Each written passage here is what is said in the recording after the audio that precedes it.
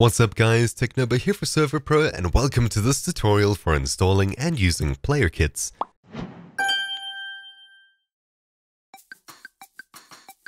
PlayerKits allows you to easily create and edit kits on your server, with permissions, cooldowns, as well as compatibility with tons of items, enchantments, and other NBT data.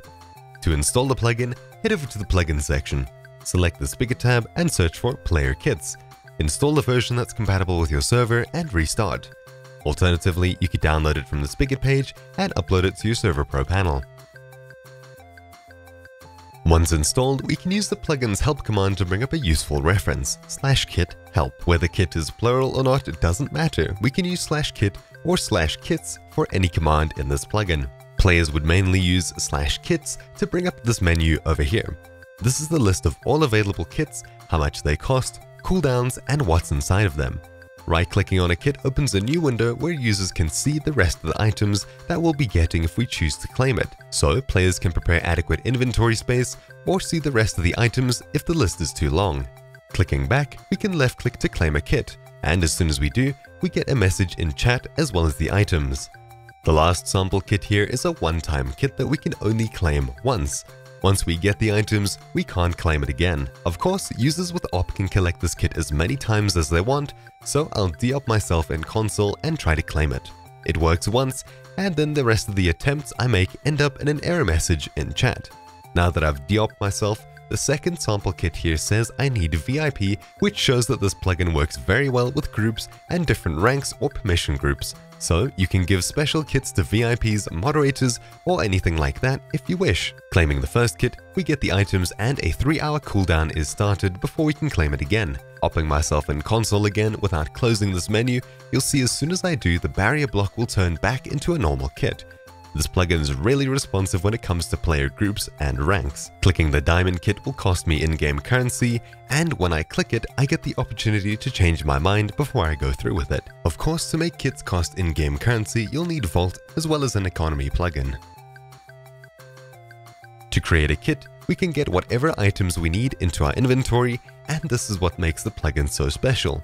We can run /kit create followed by a kit name, and it will take everything we have in our inventory and turn it into a kit.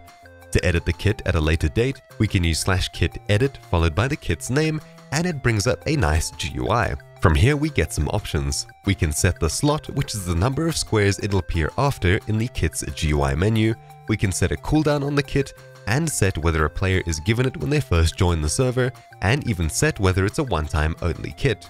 We can set a permission group that the user will need in order to claim the kit, and right below it we have a barrier block labeled Set No Permission Item. This lets us set a display item for the kit in the kit's GUI menu when the user can't claim the kit. So we can set the item by swapping one into here, and set the title, lore, and whether it's enchanted or not as well. Then we have Set Display Item, which is the same as the No Permission display item we just went through, but this will show for users who have permission to claim the kit.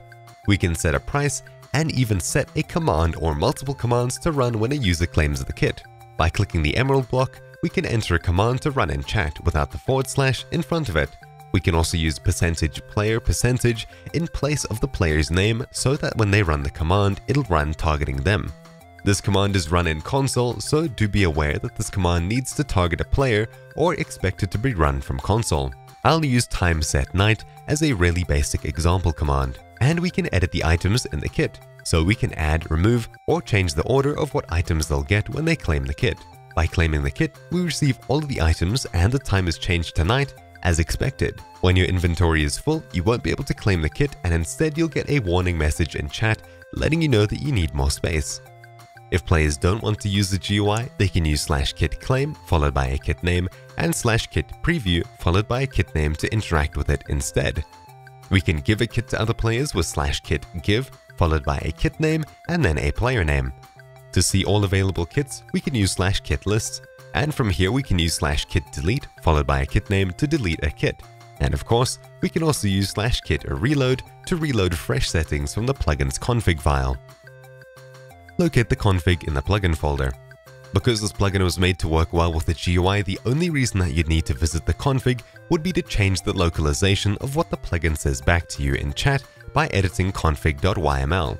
At the bottom of config.yml, we have some options that we can change, such as disabling kit previews, defining blocks that always take up space in the inventory, which we could use to advertise the server's name or something similar, for example.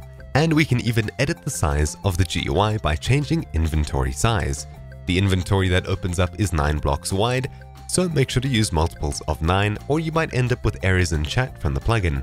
This requires some experimentation. Kits.yml contains all of the kits on the server, so you could remotely edit them without actually playing on the server.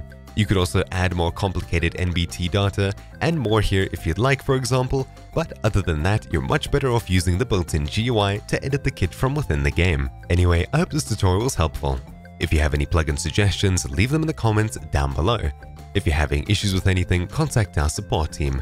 Thanks for watching, and I'll see you all next time. Ciao!